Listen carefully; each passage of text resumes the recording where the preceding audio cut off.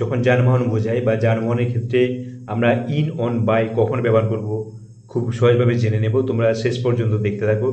দেখো, ইন কখন ব্যবহৃত হয়? বিং ইনসাইড এ স্মলার এনক্লোজড ভেহিকেল, অর্থাৎ কি? অর্থাৎ কোনো একটা ঘেরা বা পরিবেষ্টিত ছোট যানবাহনের মধ্যে থাকা বোঝাতে ইন কখন বসে? যানবাহনের মধ্যে থাকা বোঝাতে। কেমন যানবাহন? এবং ছোট হবে এবং চারদিক ঘেরা হবে বা পরিবেষ্টিত হবে, মনে রাখবে। তাহলে এখানে বুঝতে পারলে যে যানবাহনের ভেতরে থাকা বোঝাতে ইন ব্যবহৃত হয়। সেই ভেহিকেলটাকে স্মলার এবং এনক্লোজড স্পেস হবে। যেমন লাইক এ কার, গাড়ির মধ্যে তোমরা জানো, 4 হুইলার গাড়ি, 4 চাকা। এক্সাম্পল দেখলে বুঝতে পারবে I am in the car, আমি গাড়িতে আছি, অর্থাৎ গাড়ির মধ্যে আছি বোঝাচ্ছে। আবার এক্সাম্পল দেখো, she is in the taxi, সে ট্যাক্সিতে আছে, ট্যাক্সির মধ্যে আছে।